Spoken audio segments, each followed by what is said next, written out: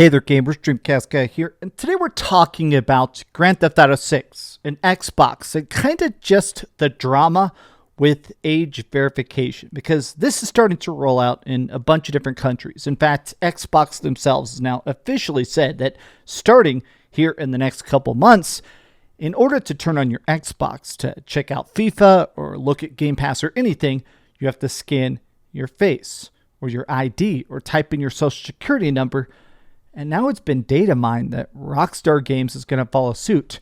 In order to play GTA6, you have to give them your full government name, your full information, everything, every time you play it. And a lot of people are basically saying, I'm going to give it up. I'm going to quit gaming, because I think Sony is going to follow suit, and Nintendo and everybody. At this point, I do think that literally here in the next couple months, even early 2026, the government is going to watch every game you play, every time you log in, everything. And to me, this is just something that feels very darkly dystopian, right? I've been a very big opponent of always online. I don't like the idea of my game having to connect to the internet, or even all digital, the idea of not being able to physically own my stuff. But this is 25 steps past that. Always online, in order to tell the government what I'm playing, how long I'm playing, why I'm playing. Let's break this down, because honestly, it sounds fake. I want to show you the evidence just because I genuinely want to look at the comment section and figure out what people's take on this is, because this sort of defies the imagination.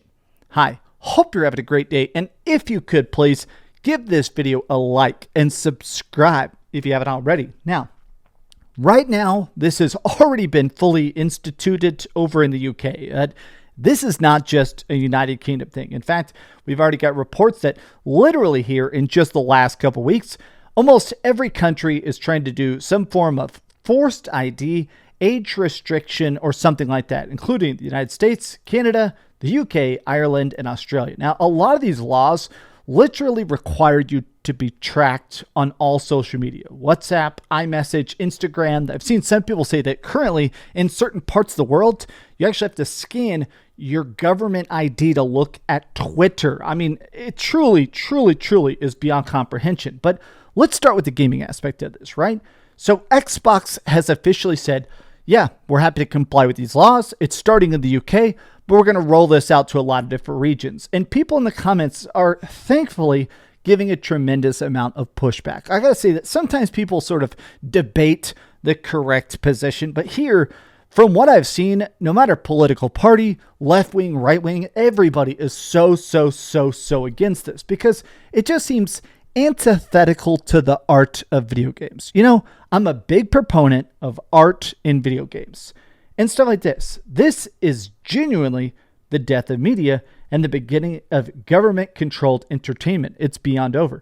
Now, this sounds hyperbolic, but I think this person is correct in that, like, one of my favorite things of all time, Final Fantasy VII. Think about that story, right? It's a pretty anti-government game in a lot of ways. A lot of the Final Fantasies sort of question different systems of power. Final Fantasy X is very much about questioning organized religion. Final Fantasy VII is very much about fighting billionaires and blowing up factories and just destroying power plants if you even think it might be better for the society, right? It's a game that, you know, it's not controversial or bad, but maybe a government, for some reason, might want to step in, to cancel it, to change it, to delete it, to ban it. Look at this. Dad, tell me about the time when you were 12 years old and would say, when people would say they effed your mom in COD lobbies. This is the thing to me, is that I can't help but think about the fact that there is that sort of nostalgia, right? I mean, one of my first jobs was mowing lawns. There was a time where I straight up mowed lawns all summer so I could buy Bully at release. And when I got Bully, when you get in trouble, the Rockstar game Bully, what they do to punish you, this is 100% true, they make you mow lawns. I mowed lawns, bought the game, and got in trouble in the game and started mowing lawns. I was crying with laughter when I realized that. But this is the thing, is that Rockstar, I do think I'm most afraid that they seem to be front of the line for this censorship. I can't believe I'm saying this, but GTA 6 might be cooked. Rockstar hitting their sales targets was almost guaranteed, but with age verification, they might not. I have already seen hundreds and hundreds of posts very much in this vein. I guess I won't be playing GTA 6 as I will not be giving my ID to anyone. I simply will not risk a data breach of my personal information. My account on Xbox is over 18 years old. It's stupid. I need to verify it. None of this is about protecting children, by the way.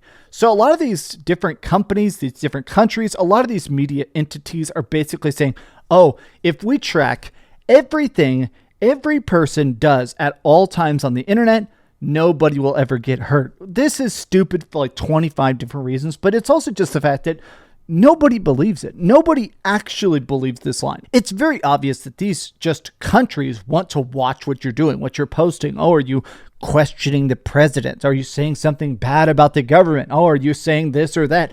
We have to monitor every single thing you do. Oh, don't do anything naughty. And to me, it seems bizarre to even consider that Rockstar, like of all people, Rockstar is at the front of the line. Now, I do want to make it clear, I'm not saying that Rockstar wants to do this. I do think that they were just forced to do it. Maybe they were just picked of like, okay, you guys are literally the biggest game of all time. We talked about that in other videos, but Grand Theft Auto 5 is literally the highest profiting piece of art of all time. It is the biggest game ever. And a lot of that comes down to the shark cards, the fact that you can actually spend real money to get the cash in games, to buy the better cars, the cool apartments, stuff like that, right? Well, this has already been data mined. When you boot up the game, starting out here very soon, you must verify your age to go online. In fact, even in the settings menu, verify age, which I assume means it's either going to scan your ID or scan your face. Online access granted, store access granted, Snapmatic upload. This to me is so bizarre, right? Look at this. Jokes aside, Rockstar is planning to implement this age assurance checks in the near future, rolling them out via region. You may need to verify your age to access GTA Online features like phone messages, text chat, Snapmatic. It's all restricted according to your age. I do think that they were probably approached. I do think that Rockstar was told, first and foremost, hey, you're about to release the biggest game of all time. GTA 6 is going to be the highest selling instant nuclear hit of all time. I think they went to them and said, you guys are going to set the bar. You're going to tell everybody else this is how it's going to work. We're going to have you be the first to roll out these age restrictions. GTA 5 already actually has different regional things to it. In other parts of the world, microtransactions are either banned or they're more limited. There are actually digital casinos inside of GTA 5. Those are actually banned in certain parts of the world as well. I think these different institutions went to Rockstar and said, hey, you're going to be the person to do this first. You're going to roll out this age verification and show everybody how it's done. It's so bizarre to me. Yeah, but only the UK, right? They have the ability to target specific regions. Which regions? No idea, but the UK will definitely be the first. It has literally never been more over. God. A lot of people are doing this. Kids under the age of 16 should not be playing this game. Anyways, that's not what this is. I don't think that this is like, hey, we're trying to make sure only properly aged people, if you can afford to buy it, you can afford to play it. I do think this is weird because I do think that a huge chunk of the entire fan base of GTA 5, I think are kids. I think a lot of kids now, maybe this is just my own observations of my friends growing up and going through high school and stuff.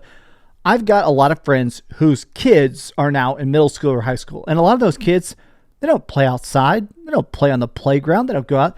They do that stuff digitally. They go, and instead of going and meeting at the mall, because now that's expensive or crappy or all the malls are dead, instead they meet in Fortnite and just do the free build mode, or they do Minecraft creative and have a shared server and stuff like that, or they meet in GTA Online.